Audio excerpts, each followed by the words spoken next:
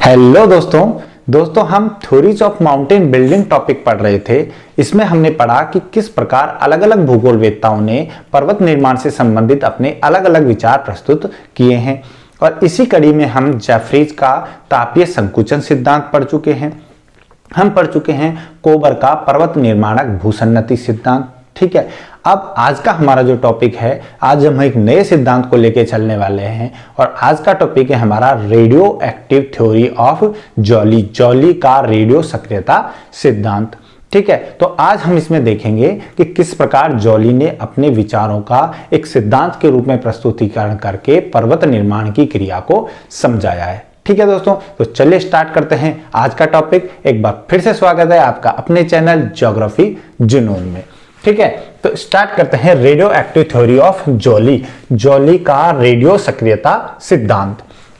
देखिए, इसको दूसरा नाम भी दिया जाता है। दूसरा नाम है इसका थर्मल साइकिल थ्योरी भी कहा जाता है इसको।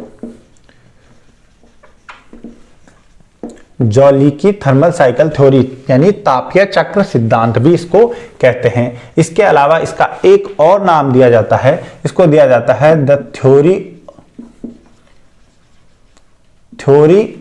Of surface of the earth.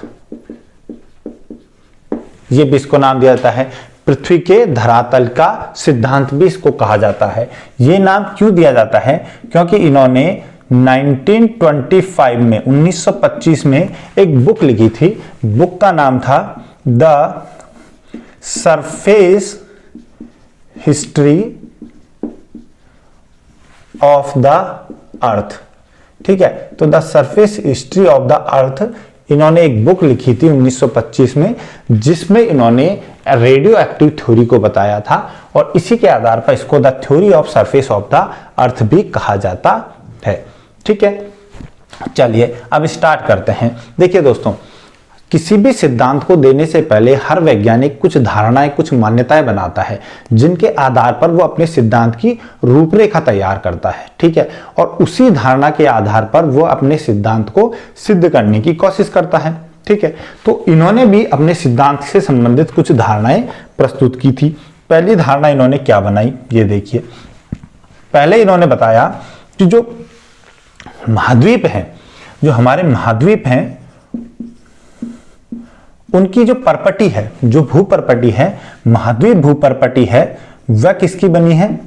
महाद्वीपीय भूपरपटी जो बनी है वह बनी है सियाल की। किसकी बनी है? सियाल। ठीक है, सिलिका और एल्यूमिनियम। और जो सियाल है ये किसकी बनी है? इसमें पाए जाते हैं हल्के पदार्थ।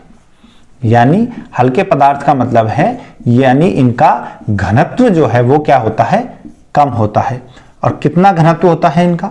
इनका घनत्व माना इन्होंने 2.67 ग्राम पर सेंटीमीटर क्यूब। ठीक है, तो महाद्वीपीय भूपरपटी सियाल की बनी है और ये हल्के पदार्थ होते हैं, इनका घनत्व कम होता है। जबकि जो महासागरीय भाग हैं, जो महासागरीय भूपरपटी इन्होंने माना, तो इन्होंने माना कि महासागरीय भाग जो हैं इनमें सियाल एब्सेंट होती है, सियाल नहीं पाई जाती है। और महासागरीय जो भूपरपटी है वह डायरेक्ट किसकी बनी है? सीमा की बनी है। सीमा यानी सिलिका और मैग्नीशियम की बनी है ये। ठीक है, और ये जो सीमा है महासागरीय भूपरपटी जिससे बनी है, ये सीमा का जो है ये इसमें पाए जाने वाले पदार्थ जो हैं वो कैसे होते हैं? भारी पदार्थ होते हैं। ठीक है, और इनका घनत्व जो होता है वो अधिक होता है। किससे? सियाल से अधिक घनत्व होता है सीमा का। और इन्होंने इसका घनत्व माना 3 ग्राम पर सेंटीमीटर क्यूब के आसपास होता है। ठीक है, तो इन्होंने कहा कि महाद्वीपीय भाग जो होते हैं उनमें महाद्वीपीय भागों में भूपरपटी सियाल की बनी है, उससे नीचे सीमा है और फिर इसके अंदर क्या है? अंतरतम है, यानी इनर जो इंटीरियर पार्ट है वो है। ठीक है, और जबकि महासागरीय भागों में सियाल एब्सेंट है, वो किसकी बनी है? सीमा की। और सीमा के नीचे क्या है? इंटीरियर है, आंतरिक भाग है, अंतरतम है। ठीक है, तो ये इन्होंने पहली बात धारणा बनाई। ठीक है दोस्तों, इसके बाद इन्होंने कहा कि जो सियाल है, ये जो सियाल है, ये सियाल जो है इसकी मोटाई की बात करें हम तो जो महाद्वीप होते हैं पहली बात तो पाई महाद्वीप पर जाती है, ठीक है। तो महाद्वीपों पर इसकी जो मोटाई है सियाल की,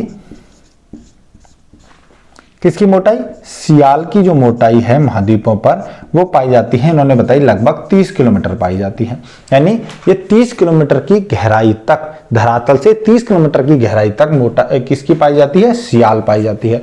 और ये जो सियाल है यह पर्वतीय क्षेत्रों में अगर बात करें हम, तो पर्वतीय क्षेत्रों में ये जो है वह पर्वतों पर अगर देखें तो पर्वतों में ये ग्रेटर देन 30 किलोमीटर भी पाई जाती है, 30 किलोमीटर से भी मोटी होती है, ठीक है। अब यहां मैं आपको एक चीज रिमाइंड कराऊं, जब मैं आपको जियो आइसोस्टेसी पढ़ा रहा था तब मैंने आपको जॉली का जो सिद्धांत था, भू संतुलन सिद्धांत, वो बताया था। उसमें मैंने आपको बताया था कि इन्होंने सिद्धांत दिया था क्षतिपूर्ति मंडल का, ठीक है। इन्होंने क्षतिपूर्ति कटिबंध का सिद्धांत दिया था और ये एरी के सिद्धांत से काफी कुछ सहमत थे। और एरी ने कहा था कि जो स्तंभ जितना ऊंचा होगा वह उतना ही ज्यादा अपने अंतरतम में जो है अपना सबस्ट्रेटम है, अधः स्तर है, उस अधः स्तर में डूबा हुआ होगा, ये इन्होंने कहा था। यानी ये इनका कहने का मतलब था कि चूंकि महाद्वीप जो है वो मोटाई कितनी है उनकी, लगभग 30 किलोमीटर होती है। महाद्वीपों में सियाल जो है उसकी मोटाई 30 किलोमीटर होती है, ठीक है। और ये जो सियाल है वो किसमें, सीमा के अंदर डूबी हुई होती है। मगर अगर हम पर्वतों की बात करें तो क्योंकि पर्वतों की ऊंचाई अधिक होती है, इसलिए ये जो सियाल है ये और भी ज्यादा गहराई तक किसमें, सीमा में, अधः स्तर में डूबी रहती है, ठीक है। तो पर्वतों के नीचे सियाल की मोटाई अधिक होती है। क्यों होती है, क्योंकि इन्होंने एक क्षतिपूर्ति मंडल बताया था जो 16 किलोमीटर होता है, ठीक है। 16 किलोमीटर है, 10 मील का होता है, जिसमें उन्होंने बताया था कि हम जितना ज्यादा नीचे, जितनी ज्यादा ऊंचाई होगी वह स्तंभ उतना ही ज्यादा नीचे गहराई तक जाएगा और एक तल ऐसा आएगा जहां आकर के सारे स्तंभ जो हैं उनका घनत्व बराबर हो जाएगा, मगर उससे नीचे पुनः जाने पर घनत्व में परिवर्तन होगा। और वो मंडल जो है जहां घनत्व में परिवर्तन होगा उसको इन्होंने क्षतिपूर्ति मंडल कहा था और उसका इन्होंने बताया था कि वो 16 किलोमीटर गहराई में होता है, ठीक है। यानी 10 मील चौड़ा होता है, ठीक है। तो वो बताया था इन्होंने क्षतिपूर्ति मंडल। नीचे गहराई में जाने पर 16 किलोमीटर मोटी परत को इन्होंने क्षतिपूर्ति मंडल नाम दिया था। वो आप जियो आइसोस्टेसी जब मैंने पढ़ा है वहां पे जॉली के सिद्धांत में आप पढ़ सकते हैं और उसका लिंक भी मैं आपको डिस्क्रिप्शन बॉक्स में दे दूंगा, ठीक है दोस्तों। तो ये याद रखना है कि इन्होंने बोला था कि जो स्तंभ जितना ऊंचा होगा वह उतना ही ज्यादा अपने अधः स्तर में डूबा हुआ रहेगा, यानी उसकी जड़ उतनी ही नीचे गहराई तक जाएगी। क्योंकि महाद्वीप जो है उनकी मोटाई 30 किलोमीटर है, मगर उनमें पर्वतों में अगर हम जाएंगे तो पर्वतों में सियाल की मोटाई 30 किलोमीटर से भी ज्यादा होती है। इस वजह से वो और ज्यादा जड़ जो है और ज्यादा नीचे तक होती है, ठीक है। ये तो उन्होंने पहली बात मांगी। अगली बात इन्होंने क्या कही, इन्होंने कहा कि जो महासागरीय भाग हैं, इन महासागरीय भाग में पहले जैसे मैंने अभी बताया कि महासागरीय भागों में इन्होंने माना कि केवल सीमा है, सियाल तो है ही नहीं, ठीक है। तो अब बात करते हैं, इन्होंने जो रेडियो सक्रिय सिद्धांतों की बात कही है, रेडियो सक्रिय सिद्धांत दिया है तो उसमें रेडियो सक्रिय तत्वों की बात की है। इन्होंने बताया कि हमारी पृथ्वी जो है उसमें कुछ रेडियो सक्रिय तत्व पाए जाते हैं, जैसे क्या, यूरेनियम और थोरियम, ठीक है। क्या पाए जाते हैं, रेडियो सक्रिय तत्व, रेडियो एक्टिव एलिमेंट्स पाए जाते हैं। ये जो रेडियो एक्टिव एलिमेंट्स होते हैं इनका क्या होता है, कंटिन्यू विखंडन और वियोजन होता रहता है, विखंडन होता रहता है, विखंडन या वियोजन होता रहता है, ठीक है। क्या होता रहता है, डिसइंटीग्रेशन होता रहता है, कंटिन्यू ये टूटते रहते हैं और उनके विखंडन और वियोजन से क्या निकलती है, ऊष्मा निकलती है और उस ऊष्मा के कारण तापमान में क्या होती है, वृद्धि होती है, ठीक है। अब ये जो रेडियो एक्टिव एलिमेंट्स हैं, ये रेडियो एक्टिव एलिमेंट्स जो हैं वो कहां पाए जाते हैं, सियाल जो है इसमें ये अधिक पाए जाते हैं, ठीक है। रेडियो एक्टिव एलिमेंट्स सियाल में अधिक पाए जाते हैं और सीमा जो है उसमें ये कम पाए जाते हैं। मतलब कहने का क्या हुआ कि जो महाद्वीपों की जो सियाल परत है उस सियाल परत में तापमान अधिक होना चाहिए। क्यों? क्योंकि जब रेडियो एक्टिव एलिमेंट्स ज्यादा हैं तो यहीं पे सबसे ज्यादा विखंडन वियोजन होगा, और जब यहीं पे विखंडन वियोजन ज्यादा होगा तो उसकी वजह से सियाल में ऊष्मा की उत्पत्ति ज्यादा होगी, तापमान अधिक होना चाहिए। ठीक है, मगर क्या होता है, मगर क्या है कि जो सियाल परत है, ठीक है, जिन्होंने धारणा दी थी कि जो सियाल परत है उस सियाल परत से क्या हो रहा होता है, क्या पार्थिव विकिरण हो रहा होता है, टेरेस्ट्रियल रेडिएशन हो रहा होता है। ठीक है, तो पार्थिव विकिरण किससे हो रहा है, सियाल परत से। इस पार्थिव विकिरण की वजह से ये जो ऊष्मा है, जो ये तापमान है, ये वायुमंडल में निर्मुक्त होती रहती है।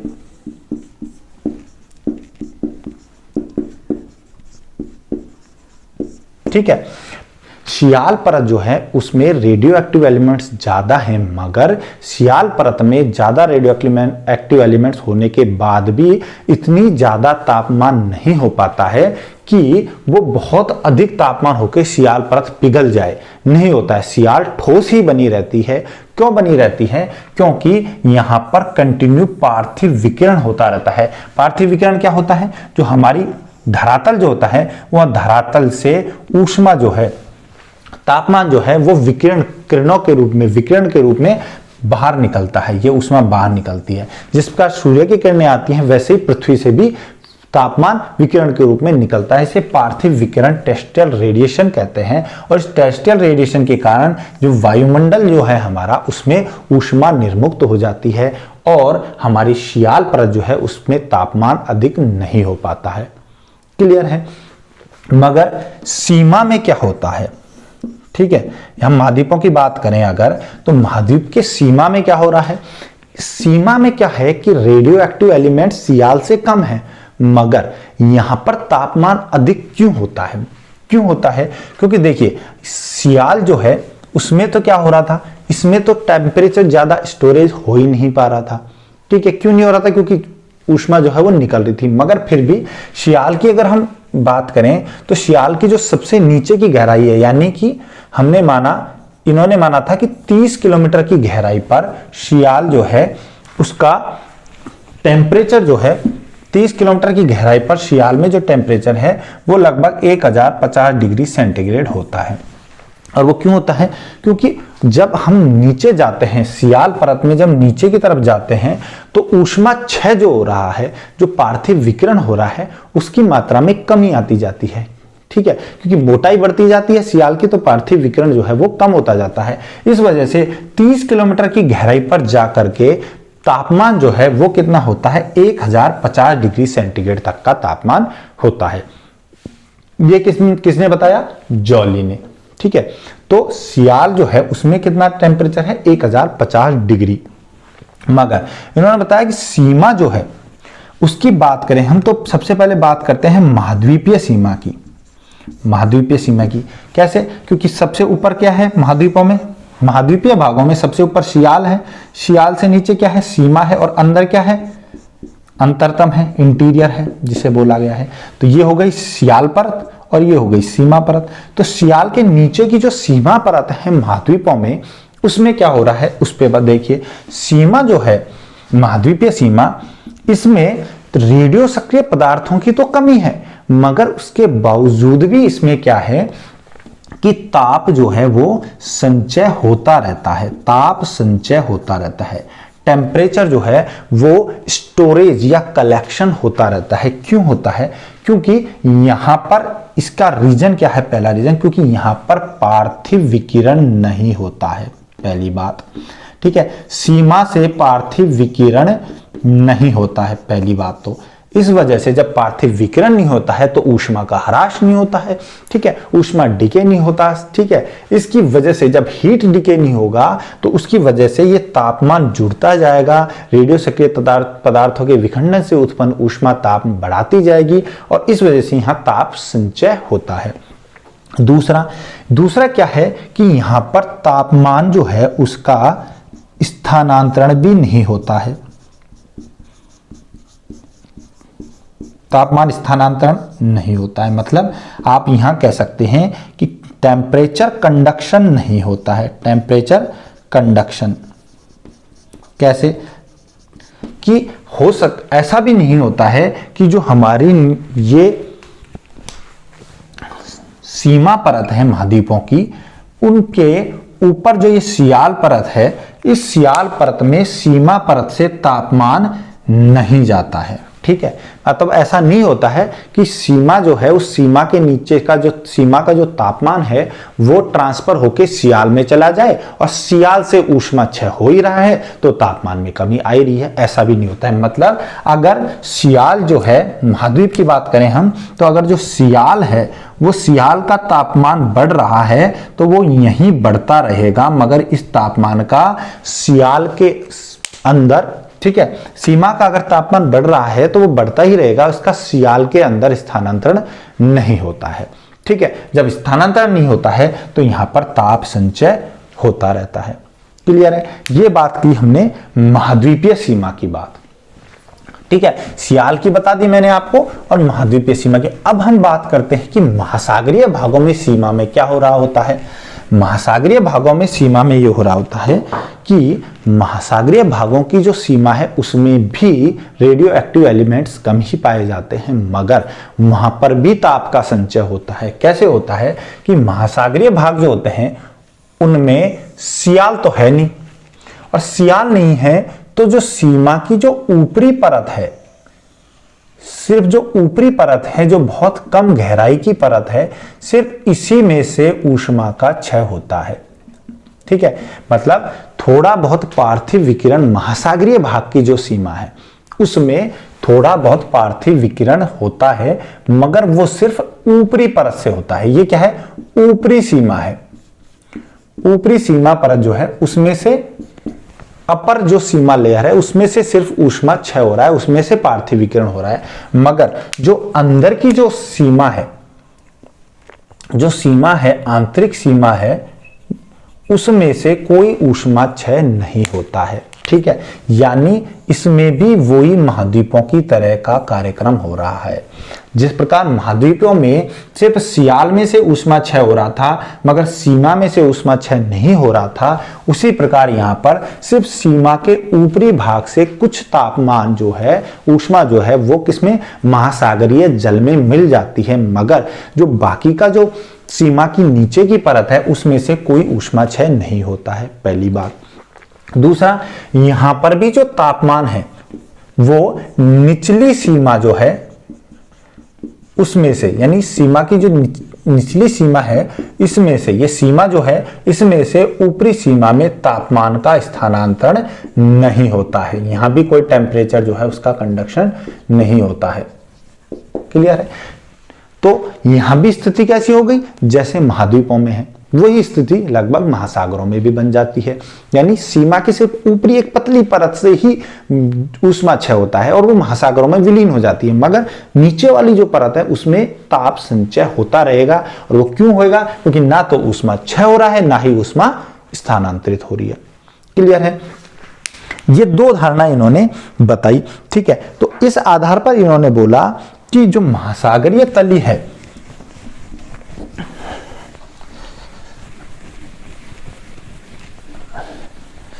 अब ये देखिए मैं आपको दिखाता हूं।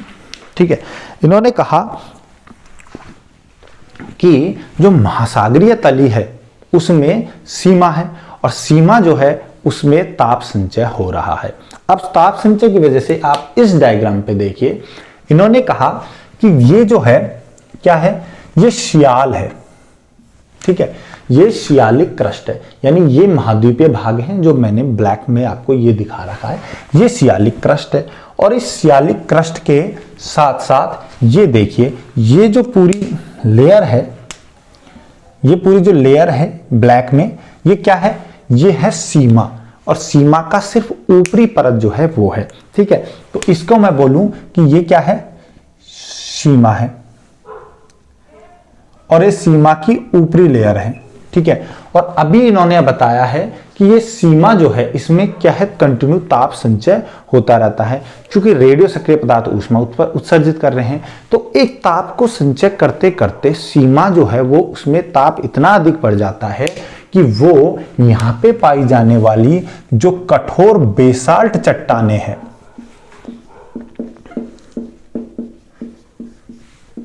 कौन सी? कठोर जो बेसाल्ट चट्टाने हैं, ठीक है, इनके गलनांक जो बिंदु है, गलनांक जो बिंदु है उससे अधिक तापमान हो जाता है। ठीक है, मतलब ये जो तापमान है वो संचित हो रहा है, और संचित होते होते वो जो बेसाल्ट चट्टानी जो सीमा में पाई जाती है उनके गलनांक बिंदु से ऊपर पहुंच जाता है। तो उससे क्या हो जाएगा कि ये जो बेसाल्ट चट्टाने हैं वो क्या जाएंगी? पिघलने लगेंगी। और ये बेसाल्ट चट्टाने पिघलने की वजह से जो सीमा है, चाहे वो महाद्वीपों की सीमा हो चाहे वो महासागरों की सीमा हो, सीमा पूरी जो परत है वो क्या करेगी? पिघलने लगेगी। ठीक है, पिघलने लगेगी। अब ये देखिए शुरुआती फेज में क्या है कि ये सॉलिड सीमा है, ये पूरी जो सीमा है, ये जो रेड डॉट्स में दिख रही है, ये पूरी क्या है? सॉलिड सीमा है। अभी ये कठोर है। ठीक है, और इस कठोर सीमा के ऊपर ये एक पतली परत है जो ब्लैक डॉट्स में आपको दिख रही है, ये एक पतली परत है, और इस पतली परत में से कंटिन्यू ऊष्मा का क्षय हो रहा है, सिर्फ इतनी सी परत से। बाकी ये जो है ये क्या है? ये हैं जो है सियालिक क्रस्ट। ठीक है, सियालिक क्रस्ट है, और इनके नीचे भी सीमा है और महासागरों के नीचे भी सीमा है। एक स्टेज ऐसी आएगी कि रेडियो एक्टिव एलिमेंट्स की वजह से तापमान इतना अधिक हो जाएगा कि ये जो सॉलिड सीमा है ये पिघल करके क्या बन जाएगी? तरल में परिवर्तित हो जाएगी। और इन्होंने बताया कि इस सॉलिड सीमा के तरल में परिवर्तित होने में, यानी तापमान के संचित होने में जो समय लगता है वो लगता है 3.3 से 5.6 करोड़ वर्ष। ठीक है, ये जॉली ने बोला। जॉली के अनुसार 3.3 से 5.6 करोड़ वर्ष तक जब तापमान संचित होता रहेगा तब जाके सीमा जो है वो तरल में परिवर्तित होगी। ठीक है, तो तरल में परिवर्तित हो रही है, यानी इस पीरियड के अंदर कोई भी पर्वत निर्माण क्रिया नहीं होती है, और इसको क्या बोलते हैं?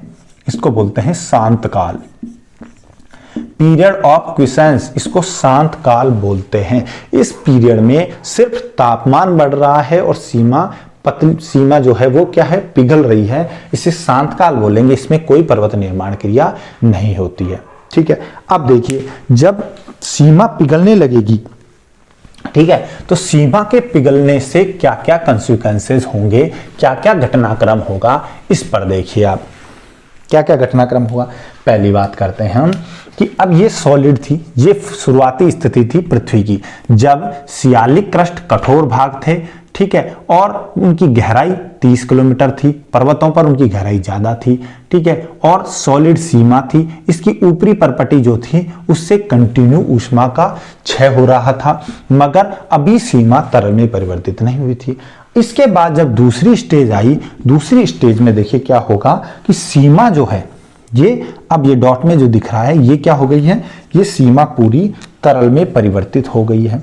ठीक है, और तरल में परिवर्तित होने की वजह से क्या क्या घटनाक्रम होगा, इसमें सबसे पहली बात आती है कि देखिए जब सीमा पिघलेगी तो पिघलने से क्या होगा? पिघलने से पृथ्वी जो है उसकी परिधि का विस्तार होगा।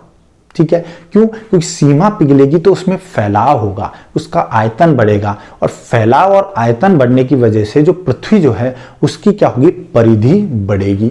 देखिए मान लीजिए पृथ्वी की परिधि पहले सिर्फ ये थी, अगर ये परिधि थी पृथ्वी की तो इसकी परिधि अब बढ़ के ये हो जाएगी।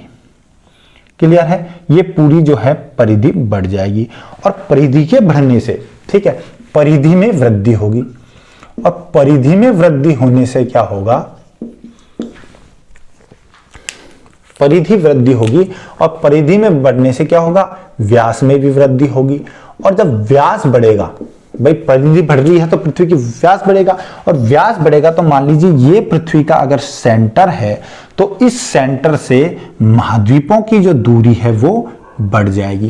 पहले मान लीजिए महाद्वीप सिर्फ इतनी दूरी पर थे, मान लीजिए कुछ इकाई में थे, मान लीजिए 5 इकाई की दूरी पर हैं, तो अब ये बढ़ के और अधिक हो जाएंगे, 5 इकाई से अधिक दूरी पर हो जाएंगे।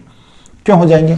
क्योंकि जब व्यास अधिक होगा तो पृथ्वी फूलेगी एक तरीके से। ठीक है, इतनी थी वो इतनी हो जाएगी, तो जब इतनी होगी तो क्या होगा? महाद्वीप जो है वो दूर जाएंगे केंद्र से, और दूर जाने की व्यास में वृद्धि होगी, और इसकी वजह से महाद्वीप जो है वो क्या जाएंगे? केंद्र से दूर जाएंगे। यानी हम ये कह सकते हैं कि महाद्वीप ऊपर उठ जाएंगे, महाद्वीप ऊपर उठ गए। किसकी वजह से? सियाल के सीमा के पिघल करके और विस्तार होने से, परिधि विस्तार और उससे व्यास में वृद्धि हुई। ठीक है, तो पहली बात तो ये होगा कि ये महाद्वीप ऊपर उठ जाएंगे। दूसरा क्या होगा कि क्योंकि ये ऊपर उठ रहे हैं, ठीक है, महाद्वीप ऊपर उठ रहे हैं, तो मैंने आपको बताया था कि जो स्तंभ जितना ऊंचा होगा, ठीक है, वह उतना ही क्या होगा, गहराई में, यानी अपने अधः स्तर में डूबा रहेगा, उसकी जड़ उतनी ही गहराई में जाएंगी। अब देखिए, जब सियालिक क्रस्ट जो सियालिक क्रस्ट है वह कहां है? वह सीमा में और भी ज्यादा गहराई तक डूबेगी। क्यों डूबेगी क्रस्ट? क्योंकि इसका जो सापेक्षिक घनत्व है, सापेक्षिक घनत्व जो है सीमा का, किसका सापेक्षिक घनत्व? सीमा का, वो क्या हो जाएगा? कम हो जाएगा। क्यों हो जाएगा?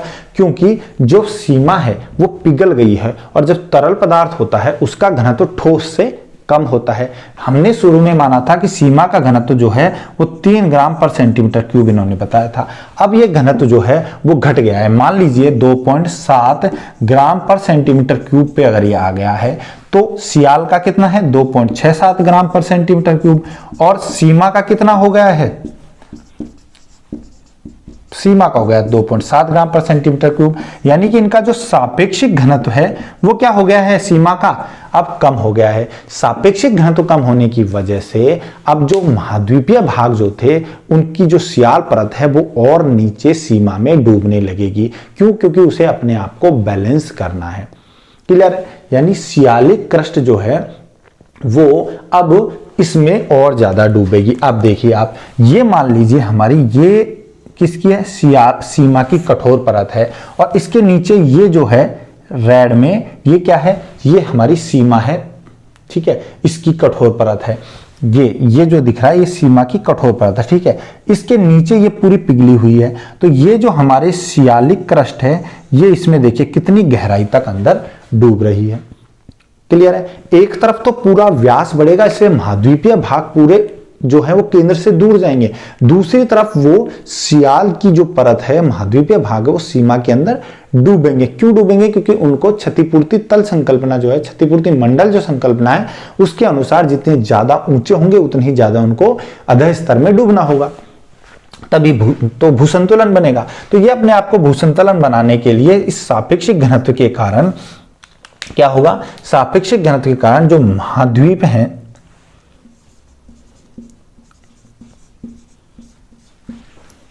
वो क्या करेंगे? सीमा में डूबेंगे। कैसे डूबेंगे ये देखिए। मान लीजिए ये क्या है?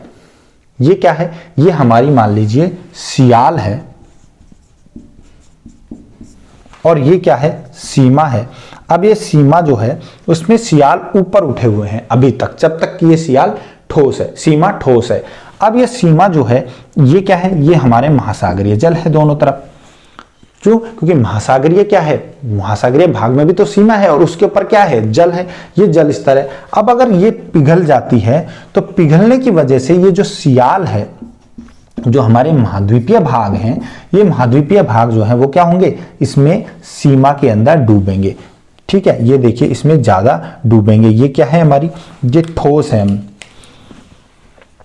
ठीक है। तो ये ऊपरी भाग जो है वो है सीमा का, ठीक है। ऊपरी भाग तो ठोस ही रहेगा, पर आंतरिक भाग में क्योंकि ताप का संचय हो रहा है तो ये पूरी क्या हो गई है? तरल हो गई है। तो इस तरह में और ज्यादा गहराई तक ये डूबेगी, इस तरह से डूबेगी।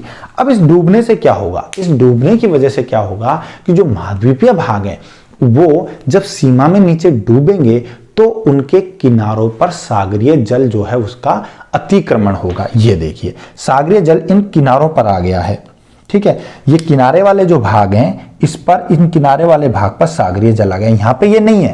पहली अवस्था में जब सीमा जो है वो कठोर है तब महासागर जो है उनका जल अपने लेवल पर है, मगर महाद्वीपीय किनारों पर नहीं आया है। मगर दूसरी स्थिति में जब सीमा पिघल गई है तो जो महाद्वीप है वो ज्यादा गहराई में चले जाएंगे संतुलन बनाने के लिए। तो यहाँ पर ये जो महासागरीय जल है उनका महाद्वीपीय किनारों पर एंक्रोचमेंट हो जाएगा, अतिक्रमण हो जाएगा, और इस स्थिति को बोलेंगे, इसे बोलेंगे transgression of sea, transgression of sea यानी सागरीय अतिक्रमण की अवस्था।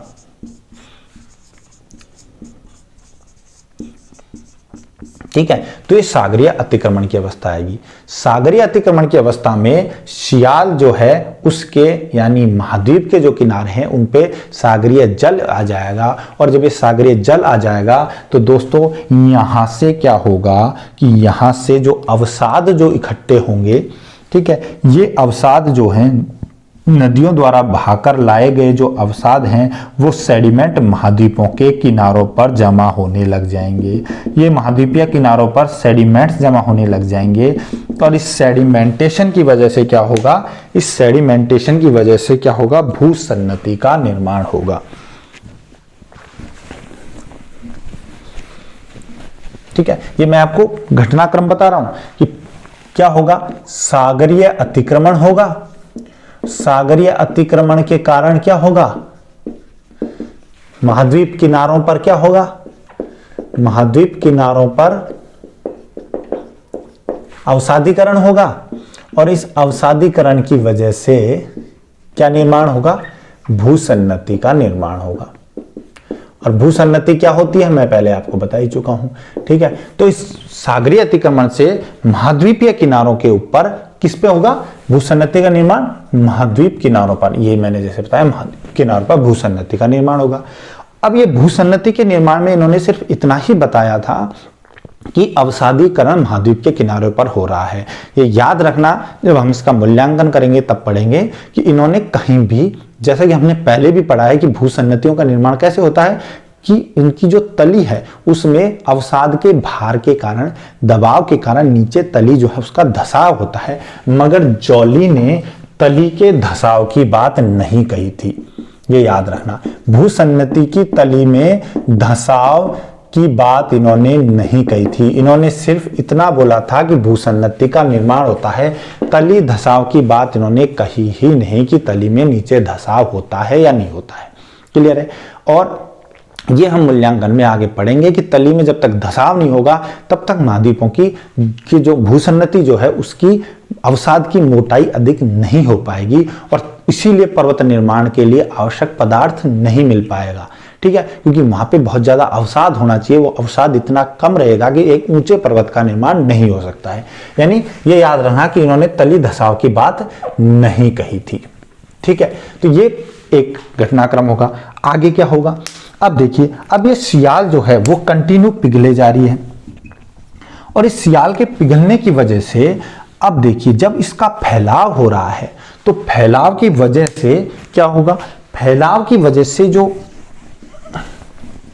सॉरी मैं सियाल की बात कर रहा हूं, पिघलने की, सीमा का पिघलाव हो रहा है, सियाल नहीं पिघल रही है, सीमा पिघल रही है। ठीक है, तो जब सीमा पिघल रही है तो इसकी वजह से सीमा का क्या हो रहा है, फैलाव हो रहा है, और इस फैलाव की वजह से सीमा जो है उसमें क्या लगेगा, तनाव बल लगेगा। तनाव बल लगेगा, जब कोई चीज फैलती है, जब दूर दूर जाती है तो क्या लगता है, तनाव बल लगता है, और इस तनाव बल की वजह से सीमा की वह ऊपरी परत, याद करिए, सीमा की वह ऊपरी परत जिससे, कौन सी सीमा, महासागरीय सीमा, ये देखिए ये ओशियन है, ये तो है कॉन्टिनेंट और ये क्या है, ओशियन है।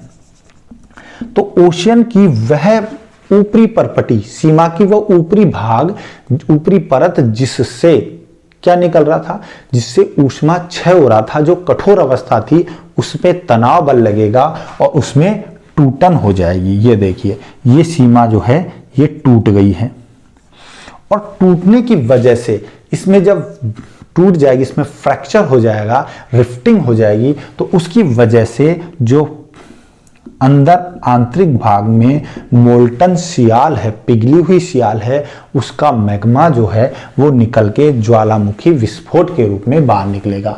यानी तनाव बल की वजह से सीमा की, किसकी, महासागरीय सीमा, महासागरीय सीमा की ऊपरी परत जो है वो क्या हो जाएगी, टूट जाएगी, या मैं कहूं इसमें क्या हो जाएगी, फ्रैक्चर हो जाएगा।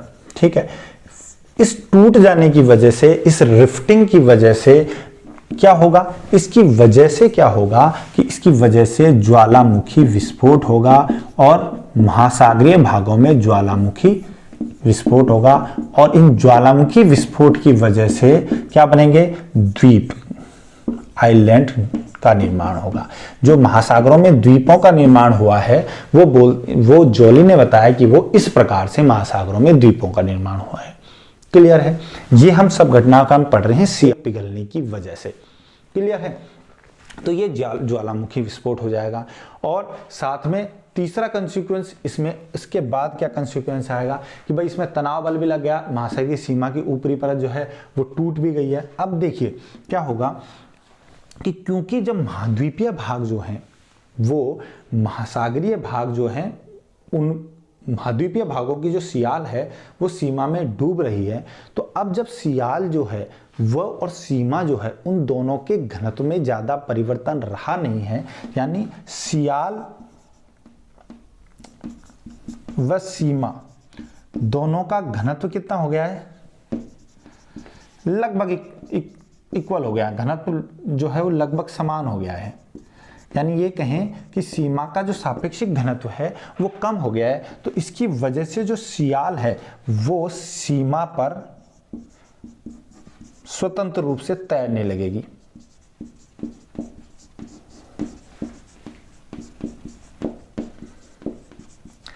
ठीक है, इसका तैरना आसान हो जाएगा। क्यों? क्योंकि तैरने के लिए क्या चाहिए, तैरने के लिए क्या चाहिए, तरल माध्यम चाहिए। भाई ठोस माध्यम में तो तैर नहीं सकती। अब जब सीमा ही तरल हो गई है तो महाद्वीपीय सियाल भाग जो हैं, ये जो महाद्वीपीय सियाल भाग हैं ये आराम से इसमें क्या करेंगे, तैरने लगेंगे। ये जो पिघली हुई जो सीमा है इसके ऊपर महाद्वीपीय सियाल जो है वो तैरने लगेगी।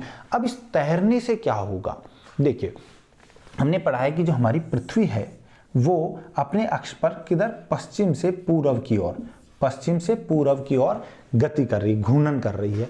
तो इस घूर्णन की वजह से क्या है कि इस घूर्णन की वजह से सारी संरचनाओं को किधर भागना चाहिए था, पश्चिम से पूर्व की ओर। मगर अब जब ऐसी स्थिति उत्पन्न हो जाएगी कि सियाल जो है वो सीमा में तैरने लगे, तो सियाल के ऊपर इस वजह से क्या होगा, एक ज्वारीय बल कार्य करने लगेगा।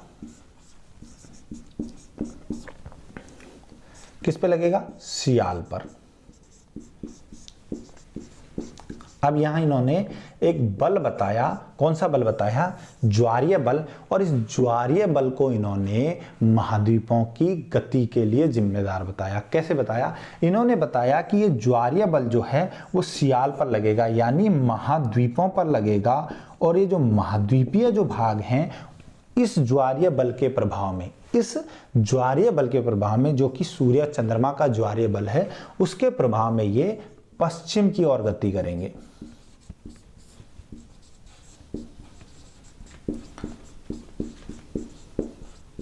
क्लियर है, ये सब कंसिक्वेंसेस किसकी वजह से हो रहे हैं, सियाल के सीमा में तैरने की वजह से। ठीक है, और सीमा पिघल रही है उसके हम कंसिक्वेंसेस ये देख रहे हैं। ठीक है, तो अब ये आगे क्या होगा, ये ज्वारीय बल जो है वो सियाल यानी महाद्वीप पर लगेगा और महाद्वीप पश्चिम की ओर गति करने लगेंगे। ठीक है, महाद्वीपों की गति जो क्या है, पश्चिम की ओर होने लगेगी, पश्चिम दिशा में गति करने लगेंगे।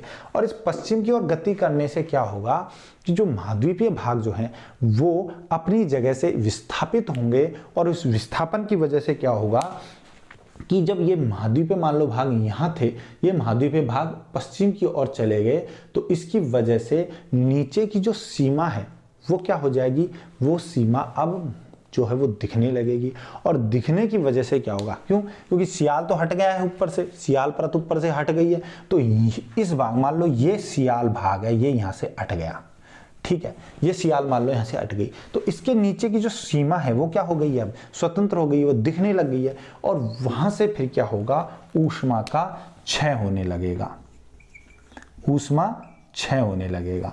और इस ऊष्मा क्षय की वजह से, ये ऊष्मा क्षय जो है वो पूरी ये सीमा है, इस सीमा में से ऊष्मा का क्षय होने लगेगा और धीरे धीरे ऊष्मा क्षय की वजह से सीमा का तापमान घटने लगेगा। ठीक है, तो पश्चिम की ओर गति की वजह से क्या परिणाम निकल के आएगा? पश्चिम की ओर गति की वजह से, पश्चिम की ओर गति की वजह से जो सीमा है वो क्या हो जाएगी? सीमा से ऊष्मा क्षय होना प्रारंभ हो जाएगा। क्यों हो जाएगा? क्योंकि सियाल अब सीमा के ऊपर से हट गई है। ठीक है, वो दूसरी जगह विस्थापित हो गई है। इसकी वजह से जब इनका पश्चिम की ओर गति होगी तो इसकी वजह से सीमा जो है उससे ऊष्मा का क्षय होगा। इससे तापमान जो है उसमें क्या आएगी? गिरावट आएगी। और तापमान गिरावट की वजह से जो सीमा है वो क्या होने लगेगी? ठोस होने लगेगी वापस। क्लियर है? मतलब पहले तो सीमा ठोस थी, फिर सीमा क्या हुई? तरल हुई। अब सीमा को फिर से ठोस होना है। ठीक है, इसकी वजह से सीमा ठोस होने लगेगी। अब जब सीमा ठोस होगी तो सीमा के ठोस होने पर फिर से वही वाली स्थिति उत्पन्न होगी जो हमने स्टेज 1 में पढ़ी है। स्टेज फर्स्ट थी, फिर हमारी स्टेज सेकंड आई, अब वापस स्टेज फर्स्ट ही आने वाली है। फर्स्ट स्टेज आई ही तो सीमा जब ठोस होगी तो उसकी वजह से वापस वही कंसिक्वेंसेस होंगे। जो हमारी पृथ्वी है उसकी परिधि बढ़ गई थी वो वापस क्या होगी? कम होने लगेगी। क्यों? क्योंकि पृथ्वी क्या होने लगेगी? संकुचित होने लगेगी। और संकुचित, क्योंकि सीमा ठोस हो रही है और ठोस जो है वो क्या होता है? संकुचित होता है। पृथ्वी संकुचित होने लगेगी और संकुचित होने की वजह से क्या होगा? व्यास जो है वो भी कम होगा और परिधि भी कम होगी, वापस कम हो जाएगी। जब व्यास और परिधि कम हो जाएंगे तो उसकी वजह से क्या होगा? ये जो महाद्वीपीय भाग जो हैं वो वापस किसकी ओर आएंगे? केंद्र की ओर आएंगे, वापस सेटल डाउन होने लगेंगे जो फैलाव की वजह से। ठीक है, जैसे अगर ये पृथ्वी ऐसे थी, जब इसमें फैलाव हुआ तो ये ऐसे हो गई, यानी केंद्र जो ये था उस केंद्र से दूर चली गई। अब जब वापस संकुचित हो रही है तो ये वापस, ये देखिए, वापस केंद्र की ओर आ रही है। ठीक है, तो व्यास कम होगा, पृथ्वी परिधि कम होगी, तो जो सियालिक क्रस्ट जो है, जो हम कहें कि महाद्वीपीय भाग जो हैं केंद्र की ओर आएंगे, केंद्र की ओर गति करेंगे। ठीक है, यानी केंद्र के पास आने लगेंगे। दूसरा क्या होगा? जब ये कठोर हो रही है, सीमा जब कठोर हो रही है तो इसमें क्या होगा? इसमें घनत्व जो है उसमें वृद्धि हो जाएगी। सीमा का घनत्व जो हमने पहली स्टेज में 3 ग्राम पर सेंटीमीटर क्यूब माना था वो पिघल करके मान लो 2.7 ग्राम सेंटीमीटर क्यूब हो गया था। हालांकि ऐसा कुछ इन्होंने बताया नहीं था, बस इन्होंने यही कहा था कि इसका घनत्व कम हो गया है। एग्जैक्ट वैल्यू नहीं दी थी, बट हम मान लें कि मान लो वैल्यू कम 2.7 ग्राम पर सेंटीमीटर क्यूब हुई तो वो वापस से घनत्व में वृद्धि होकर के वापस 3 ग्राम पर सेंटीमीटर क्यूब हो जाएगा। जब घनत्व में वृद्धि हो जाएगी, किसके में? सीमा के घनत्व में वृद्धि हो जाएगी, तो अब देखिए सियाल का और सीमा का जो सापेक्षिक घनत्व है, ठीक है, सियाल के सापेक्ष में जो सीमा का जो घनत्व है, सीमा का जो सापेक्षिक घनत्व है वो अधिक हो गया है। और घनत्व अधिक होने की वजह से क्या होगा? घनत्व अधिक होने की वजह से जो हमारी सियाल जो थी वो सीमा में जो गहराई तक डूब रही थी वो वापस क्या आएगी? ऊपर उठने लगेगी। ठीक है, वापस क्या होगी? ऊपर आने लगेगी। यानी कि अब इसकी जो गहराई है, सियाल के जो सीमा में डूबने की गहराई है वो क्या हो जाएगी? कम होने लगेगी। ठीक है,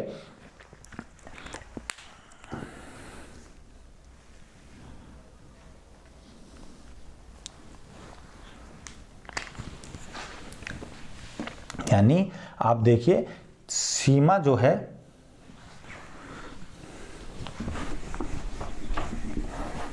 अब ये देखिए, अब ये वाली स्टेज जो थी हमारी, ठीक है, हमारी दूसरी स्टेज यहाँ आ गई थी। आप इसमें देख लीजिए, ये जो सियाल थी वो अब सीमा में ज़्यादा डूब गई थी। सेकंड स्टेज में हमारी जो हमारी ये वाली स्टेज थी उसमें कुछ ऐसा हो गया था कि जो सियाल थी वो सीमा में ज़्यादा डूब गई थी। अब वापस फर्स्ट स्टेज आएगी, पुनः फर्स्ट स्टेज आने लगेगी और जो हमारी सियाल परत है, जो महाद्वीप है, वो सीमा से ऊपर उठने लगेंगी। क्यों? क्योंकि अब ये जो है वो घनत्व में परिवर्तन, जो दोनों का जो सापेक्षिक घनत्व है उसमें अंतर हो गया है, इस वजह से ये ऊपर उठने लगेंगी। और जो हमारे सागरों का महाद्वीपीय किनारों पर जो अतिक्रमण हो गया था, वहां से सागरीय जल वापस नीचे जाने लगेगा। ठीक है, जब सीमा में डूबेगी ही नहीं तो सागरों का जल जो है वो आएगा ही नहीं महाद्वीपीय किनारों पर। तो इससे क्या होगा कि सागरीय निवर्तन होगा। ठीक है, इसको सागरीय निवर्तन की अवस्था कहेंगे। पहले आई थी सागरीय अतिक्रमण की अवस्था, अब जब महाद्वीपीय भाग ऊपर उठ गए हैं, किससे? महासागरीय जल से, महासागरीय जल तली से ऊपर उठ गए हैं। क्यों उठ गए हैं? क्योंकि सीमा अब कठोर हो गई है। इस वजह से अब अपने आप को संतुलित करने के लिए महाद्वीपीय भाग जो है वो सीमा से बाहर निकलेंगे। तो इसकी वजह से सागरीय निवर्तन होगा। इसको बोलते हैं regression of the sea. Clear है? रिग्रेशन ऑफ सी होगा। और इस रिग्रेशन ऑफ सी के कारण जो भूसन्नतियां जो थी, जिनमें अवसाद का जमाव हो रहा था, वो भी महाद्वीपों के साथ क्या होंगी? थोड़ी ऊपर उठ जाएंगी और वहां से सागरीय जल जो है वो हट जाएगा। क्या हो जाएगा? भूसन्नति जो है, जो भूसन्नतियां हैं हमारी, जो जियोसिंक्लाइन है, वो सागरीय जल से मुक्त हो जाएंगी। ये स्टेज आएगी। क्लियर है? देखिए, ज्वारीय बल लग रहा था, उससे पश्चिम की ओर गति हो रही थी। पश्चिम की ओर गति होने की वजह से जब सियालिक महाद्वीपीय क्रस्ट जब वहां से हट गई है तो उसकी वजह से सीमा जो है वो क्या हो गई थी? सीमा ऊपर से आवरण रहित हो गई थी। उस आवरण रहित सीमा से क्या हो रहा था? कंटिन्यू ऊष्मा क्षय हो रहा था, और ऊष्मा क्षय से वो धीरे धीरे करके उसने पूरी सीमा जो है उसकी ऊष्मा को इतना कम कर दिया कि वो ठोस होने लगी। और ठोस होने की वजह से कॉन्सिक्वेंसेज क्या आए कि पृथ्वी संकुचित हुई, और संकुचित होने की वजह से क्या हुआ कि परिधि और व्यास में कमी आई, और इसकी वजह से जो महाद्वीपीय भाग जो हैं वो पृथ्वी के केंद्र से दूर चले गए थे। फैलाव की वजह से वो वापस पास आने लगे। पहली बात। दूसरी, जब सीमा संकुचित हो रही है, सीमा कठोर हो रही है, तो उसकी वजह से उसका घनत्व भी बढ़ रहा है। घनत्व बढ़ रहा है क्योंकि वो ठोस हो रही है, और ठोस का घनत्व क्या होता है? अधिक होता है। जब ठोस का घनत्व बढ़ेगा तो जो हमारी सियाल है, महाद्वीपीय क्रस्ट है, वो क्या करेगी? वापस सीमा से बाहर निकलेगी, यानी और ऊपर उठने लगेगी। अब वो उतनी नहीं डूबेगी जितनी उसको पहले वो डूबी हुई थी। इसकी वजह से महाद्वीपों के किनारे पर जो सागरीय अतिक्रमण हुआ था वो हट जाएगा। क्यों हट जाएगा? क्योंकि ये देखिए, जो महासागरीय जब गहराई में जाएगी तो गहराई में जाने पर तो सागरीय जल ऊपर उठेगा ना, तो ये जल अतिक्रमण कर लेगा। मगर जब वापस ये ऊपर उठ गई है तो ऊपर उठने से सागरीय जल जो है वो अपने वापस पहले वाले तल पे आ जाएगा, और ये महाद्वीपों के किनारे क्या हो जाएंगे? जहाँ पे भूसन्नति बनी है वो सागरीय जल से रहित हो जाएगी। ठीक है, अगली बात देखिए, इससे क्या होगा? अब इस कठोर होने की वजह से क्या होगा दोस्तों? मैंने आपको बताया था कि इसमें जो है महासागरीय भागों की जो सियाल है, उस सीमा जो है उसमें क्या हो रहा था? फैलाव हो रहा था। ठीक है, क्यों हो रहा था? मैंने जब इस स्टेज में बताया था कि महासागरीय भागों की जो सीमा है उसमें फैलाव अधिक हो रहा था। इसकी वजह से क्या हो रहा था कि महासागरीय भागों की सीमा की ऊपरी परत जो थी उसमें क्या हो रहा था? टूटन हो रही थी, और उससे ज्वालामुखी विस्फोट हो रहा था। तो अब क्योंकि महासागरीय भागों की सीमा जो है उसमें सबसे ज्यादा फैलाव हुआ था, इसलिए संकुचन जो है, ठीक है, वो महासागरीय भागों में अधिक होगा। महासागरीय जो सीमा है, महासागरीय सीमा में अधिक होगा। किससे? महाद्वीपीय सीमा से। ऐसा किसने कहा? जॉली ने। उन्होंने कहा कि क्योंकि सबसे ज्यादा फैलाव भी महासागरीय सीमा में ही हुआ था, इसलिए ठंडा होने की वजह से संकुचन भी सबसे ज्यादा कहाँ होगा? महाद्वीपीय सीमा में होगा। और इस संकुचन की वजह से, ठीक है, इस संकुचन की वजह से क्या होगा कि एक संपीड़न बल लगेगा। क्या लगेगा? एक संपीड़न बल लगेगा। संकुचन की वजह से क्या होगा? चीजें पास पास आती, संपीड़न बल लगेगा, और इस संपीड़न बल के प्रभाव में जो भूसन्नति है, और ये भूसन्नति कहां पे है? ये भूसन्नति है महाद्वीपों के किनारों पर। ठीक है, महाद्वीपों के किनारे पर जो भूसन्नति है उसमें क्या होगा, उस भूसन्नति का जो मलबा है, जो अवसाद है, उस अवसाद पर संपीड़न बल कार्य करेगा। ठीक है, ये संपीड़न बल जो है वो भूसन्नति के अवसाद पर कार्य करेगा, अवसाद पर कार्य करेगा, और इसकी वजह से अवसाद जो है उसमें क्या पड़ेगा, वलन पड़ जाएंगे।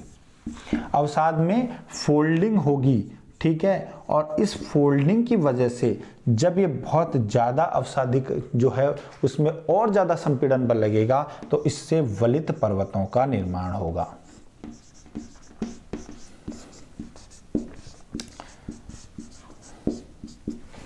ठीक है, यानी कि जैसे ये अगर महाद्वीपीय भाग है पूरा, और इसकी ये जो है वो भूसन्नति है, ये वापस इस स्टेज में आ जाएगी, और इस भूसन्नति में अवसाद है, और इस अवसाद पर जब दोनों ओर से क्षैतिज संपीड़न बल लगेगा तो उसकी वजह से क्या होगा, यहाँ पर वलित पर्वतों का निर्माण होगा। ठीक है, ये जैसे महाद्वीपीय भाग है, इस महाद्वीपीय भाग के किनारों पर ये भूसन्नति है, इसमें जब संपीड़न बल लगेगा, ठीक है, तो इस संपीड़न बल की वजह से इधर भी भूसन्नति है, इस संपीड़न बल की वजह से यहाँ पर बड़े बड़े वलित पर्वतों का निर्माण होगा।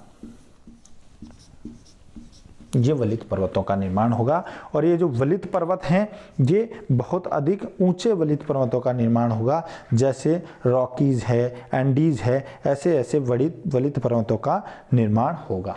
ठीक है, यानी इन्होंने जो एक पूरा चक्र बताया है, कैसा चक्र बताया है, पहले सीमा के ठोस रहने का, फिर सीमा के पिघल के पतले होने का, मतलब तरल में बदलने का, और फिर वापस सीमा के ठोस होने का। तो जो सीमा पिघल के जब पतली हो रही है, मतलब उसका जो तरल रूप में आ रही है, उस अवस्था में तो 3.3 से 5.6 करोड़ वर्ष का जो समय लग रहा है, उसमें तो कोई पर्वत निर्माण की नहीं हो रही है, उसे तो कहेंगे शांत काल। मगर जैसे जैसे वो ठोस होने लगती है पुनः, क्यों, ज्वारीय बल के प्रभाव में जब महाद्वीप विस्थापित हो गए हैं, ये जो महाद्वीपीय भाग हैं ये विस्थापित हो गए हैं, इधर विस्थापित होने की वजह से ये क्या हो गई है, आवरण रहित हो गई है, तो उसकी वजह से ऊष्मा का क्षय हुआ है। तो उसके ठोस होने की वजह से, सीमा के ठोस होने की वजह से क्या घटनाक्रम हुआ कि उसकी वजह से हमारी सियाल जो है वो वापस क्या हो गई, ऊपर उठने लगी, महाद्वीप ऊपर उठने लगे, और अब सागरीय जलतल नीचे चला गया, और जो भूसन्नतियां थी वो भूसन्नतियां महाद्वीपीय किनारों पर रही, और इसकी वजह से ही क्या हुआ, इसकी वजह से ही एक संकुचन बल लगा, महासागरीय सीमा के संकुचित होने की वजह से, उस संकुचन की वजह से संपीड़न बल लगा, और उस संपीड़न बल की वजह से महाद्वीपों के जो किनारे थे उन पर क्या हुआ, वलित पर्वतों का निर्माण हुआ, जैसे रॉकीज और एंडीज पर्वतों का निर्माण हुआ। क्लियर है, ये जोली महोदय की जो थी सिद्धांत था, जोली महोदय का रेडियो एक्टिव थ्योरी थी, रेडियो सक्रिय सिद्धांत ये कहता है।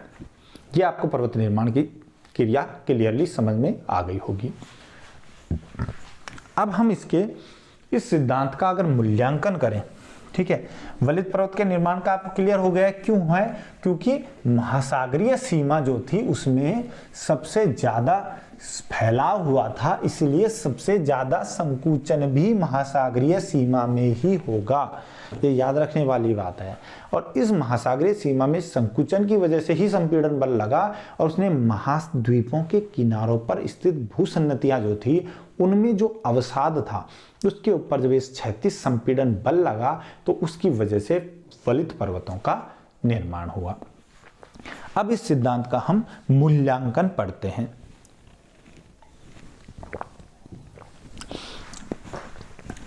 अब बात करते हैं हम रेडियो एक्टिव थ्योरी के मूल्यांकन की, कि इसका अगर हम इवैल्यूएशन करें तो क्या हुआ था। देखिए, सबसे पहली बात तो ये थी कि ये सिद्धांत किस पे आधारित था, नाम से ही पता चल रहा है, रेडियो सक्रिय तत्वों पर आधारित था।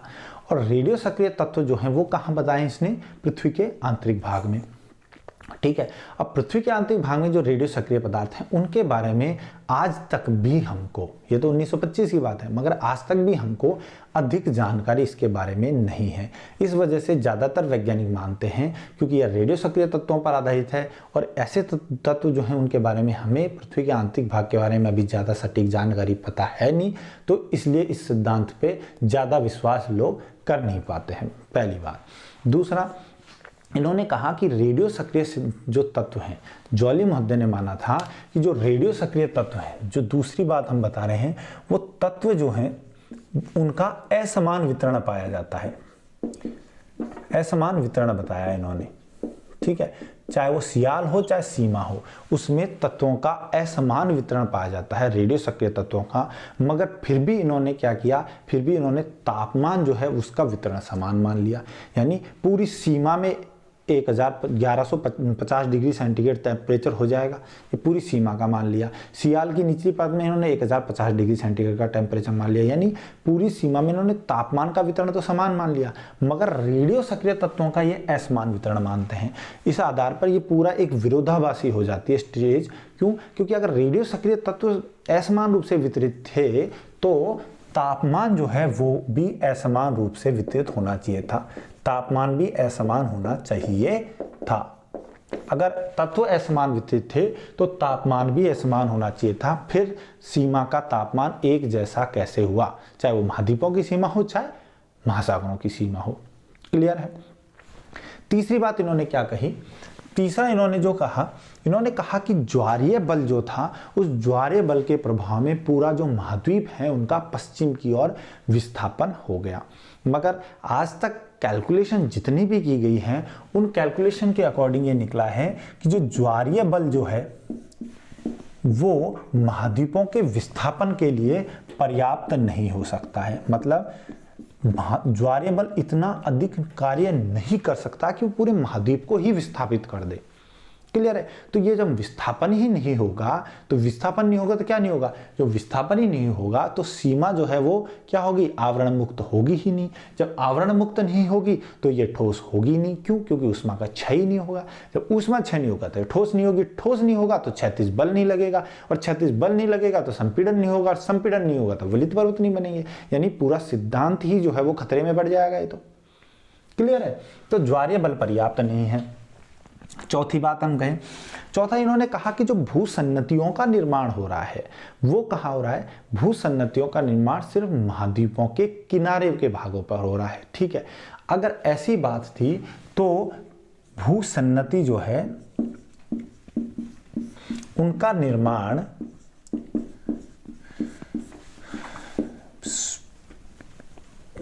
महाद्वीप के चारों ओर होना चाहिए था। क्यों होना चाहिए था महाद्वीप के चारों ओर? ये देखिए, भूसन्नतियों का निर्माण, चौथी इसमें जो कमी है वो है कि महाद्वीपों का निर्माण, भूसन्नतियों का जो निर्माण है वो महाद्वीपों के चारों ओर होना चाहिए था। क्यों होना चाहिए था? देखिए कि ऐसा तो है नहीं कि जब सियाल जो है वो सीमा में डूबेगी, जब सीमा तरल होगी और सियाल सीमा में डूबेगी, अपने आप को संतुलित करने के लिए जब नीचे जाएगी, तो ऐसा थोड़ी है कि सिर्फ किनारे वाले भागों में ही सागर का जल आएगा।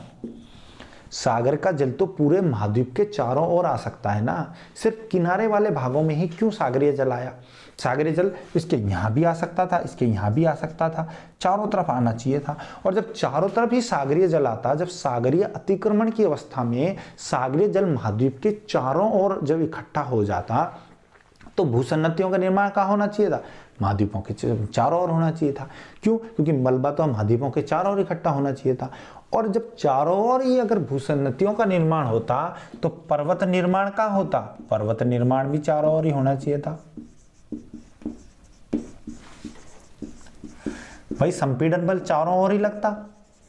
भाई संपीड़न बल जो है वो कैसे लग रहा है? महासागरीय जो सीमा है वो ठोस हो रही है, और उस ठोस होने के कारण क्या हो रहा है, चारों ओर से संपीड़न बल लगना चाहिए था, और संपीड़न बल बनने की वजह से पर्वत निर्माण भी चारों ओर होना चाहिए था। यानी आज हम देखते हैं इन्होंने जो बताया कि महाद्वीपों के किनारों पर ही सिर्फ पर्वतों का निर्माण हुआ है, तो महाद्वीपों के कौन से? सागर की ओर वाले किनारों पर। तो अगर ऐसा हो रहा है तो पूरा जो है पर्वत निर्माण जो है वो चारों ओर क्यों नहीं हुआ? क्लियर है? अगली बात इन्होंने क्या बताई? इन्होंने बताया कि जो भूसन्नति का जो निर्माण हुआ है वो सिर्फ किससे हुआ है? भूसन्नति का निर्माण सागरीय अतिक्रमण से हुआ है। तो भूसन्नति जो है उसका निर्माण क्या हुआ है, सागरीय अतिक्रमण से हुआ है। मगर इन्होंने कहीं भी नहीं कहा कि भूसन्नति की तली में धंसाव हुआ है। जो मैंने अभी आपको पहले बताया था कि भूसन्नति की तली में धंसाव की बात नहीं कही इन्होंने।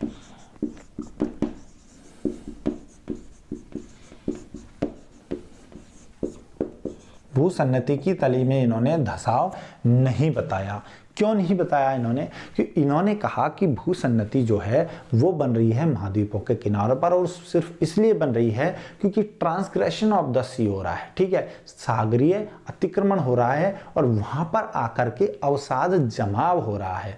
सिर्फ अवसाद का जमाव होने से इतना अधिक जो है पदार्थ, इतना अधिक मास नहीं हो सकता कि जब संपीड़न लगे तो रॉकीज, एंटीज, हिमालयस, आल्प्स ऐसे ऊंचे ऊंचे पर्वतों का निर्माण हो जाए। क्योंकि ऊंचे पर्वतों का निर्माण होने के लिए बहुत ज़्यादा अवसाद चाहिए। और हमने भूसन्नति में पढ़ा है कि भूसन्नतियाँ क्या होती हैं, सकरे, उथले और लंबे सागरीय भाग होते हैं। अब उनकी तली में लगातार धंसाव होता रहता है अवसाद भार की वजह से, और उस धंसाव की वजह से जब जैसे ये भूसन्नति हमने पढ़ी थी कि भूसन्नति की जो है, ये मान लीजिए भूसन्नति है तो इसकी पहले तली यहाँ रहेगी, फिर इसके बाद इसकी तली जो है उसमें और धंसाव हो जाएगा, अगली स्टेज में इसकी तली जो है उसमें और धंसाव हो जाएगा। मगर सागरीय जल जो है उसका स्तर सेम बना रहता है, मगर तली में धंसाव होता जाता है। और इसकी वजह से ये जो पूरी मोटाई है ये क्या होती है, अवसाद की मोटाई जो है वो बढ़ती जाती है। और एक समय ऐसा आता है जब इसमें क्षैतिज संपीड़न बल लगता है तो ये मोटा सारा जो अवसाद है वो वलित पर्वतों के रूप में क्या होता है, दिखाई देता है। ठीक है, तो इन्होंने कहीं भी भूसन्नति की तली में धंसाव की बात नहीं कही, और ये बात जो है इनकी, वो भी इनके लिए एक ड्रॉबैक साबित हुई कि इतना बड़ा पर्वत निर्माण हुआ कैसे। ठीक है, इसके बाद इन्होंने कहा, इसके बाद छठी बात देखें इनकी कि इनके सिद्धांत में एक कमी और ये थी कि इन्होंने कहा कि जो सीमा है उसको पिघलने में 3.3 से और 5.6 करोड़ वर्ष का समय लगा।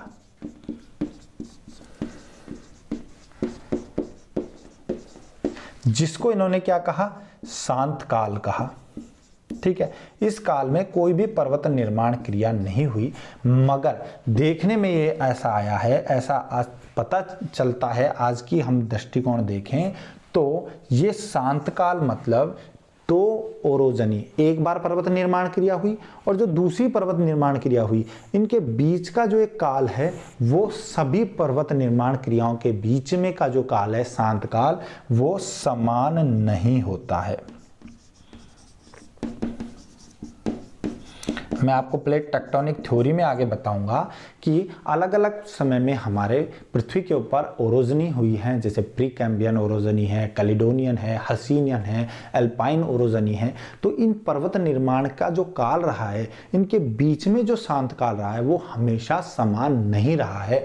मगर इन्होंने कहा कि 3.3 से 5.6 करोड़ वर्ष का जो समय है वो शांत काल रहा है, यानी हर पर्वत निर्माण क्रिया के बाद इतने टाइम का शांत काल आना चाहिए, जो हमें दिखाई नहीं देता है। ऐसा कोई शांत काल जो है वो पता नहीं चलता है। ठीक है, ये क्लियर है। इसके बाद देखिए अगली बात इन्होंने क्या कही। इन्होंने कहा, पहली बात तो हमने बताई थी कि इनकी जब भूसन्नति का निर्माण चारों ओर होना चाहिए था, महाद्वीपों के चारों ओर होना चाहिए था। अब अगली बात इनकी जो सातवीं हम देखते हैं वो देखते हैं कि जब इन्होंने बताया कि महाद्वीप के दोनों किनारों पर भूसन्नति का निर्माण हो रहा है। अब इनकी किनारे वाली बात भी गलत साबित होती है। कैसे होती है?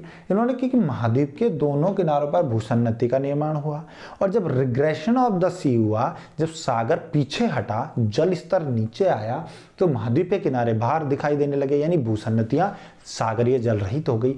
बाद में जब क्षैतिज संपीड़न बल लगा तो उसकी वजह से वलित पर्वत बन गए, और ये वलित पर्वत इनके अनुसार महाद्वीपों के दोनों किनारों पर बने।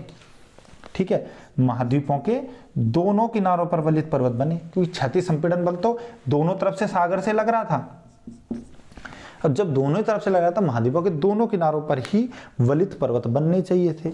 मगर आज हम देखें तो अब हम उत्तरी अमेरिका की और दक्षिण अमेरिका की बात करें तो हमारे उत्तरी अमेरिका और दक्षिण अमेरिका के पश्चिमी क्षेत्र भाग में तो देखिए इधर तो आपको उत्तरी और जब दक्षिण अमेरिका देखेंगे तो यहाँ पर आपको पश्चिमी भाग में तो क्या दिखेगा, रॉकीज और एंडीज जैसे ऊंचे ऊंचे पर्वत दिखाई देते हैं। मगर इधर जब अटलांटिक तट की हम बात करें, उत्तरी अमेरिका और दक्षिण अमेरिका के अटलांटिक तट की बात करें तो इधर हमें कोई भी ऊंचे पर्वतीकरण दिखाई नहीं देता है जो रॉकीज और एंडीज जैसा हो। ठीक है, अपलेशियन वगैरह पर्वत हैं मगर वो अटलांटिक तट पे नहीं दिखाई देते हैं। रॉकीज और एंडीज जैसे पर्वत आज हमें दिखाई नहीं देते हैं। ठीक है, और सेम यही स्टेज हम देखें तो हम एशिया को देखें तो एशिया के जो पूरी छोर है, जापान, चाइना, ठीक है, साउथ कोरिया, फिलीपींस, जो ये एरिया है एशिया कि हमारा जो महाद्वीप है उसका, तो यहाँ पर भी हमको कोई पर्वत दिखाई नहीं देते हैं। यानी इनकी ये बात भी गलत साबित होती है कि महाद्वीप जो है उसके दोनों किनारों पर पर्वत निर्माण हुआ है। ये बात इनकी गलत साबित होती है। ठीक है, तो हमारा सातवां क्या है कि महाद्वीपों के दोनों किनारों पर पर्वतों का निर्माण नहीं हुआ है। महाद्वीपों के दोनों किनारों पर पर्वत दिखाई नहीं देते हैं।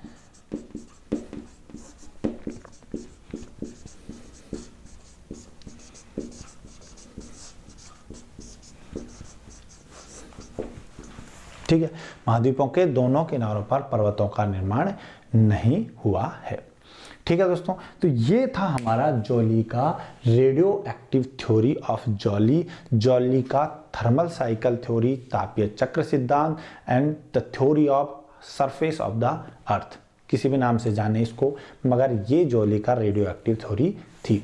ठीक है, इसमें मैंने आपको जॉली का एक पूरा पर्वत निर्माण का एक पूरा चक्र बता दिया कि किस तरह से सीमा पहले ठोस होगी, बाद में वो पिघलेगी और फिर से ठोस होगी, और ठोस होने की वजह से कैसे पर्वतों का निर्माण होगा, और फिर से वो जब पतली होगी तो वापस शांत काल आ जाएगा, जब वापस पिघलेगी तो वो क्या हो जाएगा, शांत काल आ जाएगा, जो कि 3.3 से 5.6 करोड़ वर्ष बताया गया था। ठीक है दोस्तों, तो आई होप कि आपको ये बिल्कुल क्लियरली समझ में आ गया होगा कि जॉली ने अपना जो सिद्धांत दिया था वो किस तरह से देख करके पर्वत निर्माण क्रिया को समझाया था। ठीक है दोस्तों, तो चलिए मिलते हैं आपको अगले वीडियो में। अगले वीडियो में हम एक नए सिद्धांत पर चर्चा करेंगे, नए सिद्धांत के बारे में बात करेंगे जो पर्वत निर्माण क्रिया से संबंधित होगा। ठीक है, तो आपसे रिक्वेस्ट करूंगा चैनल को सब्सक्राइब कीजिए, बेल आइकन को प्रेस कीजिए और वीडियो को लाइक कीजिए, शेयर कीजिए। मिलते हैं अगले वीडियो में। Thank you so much.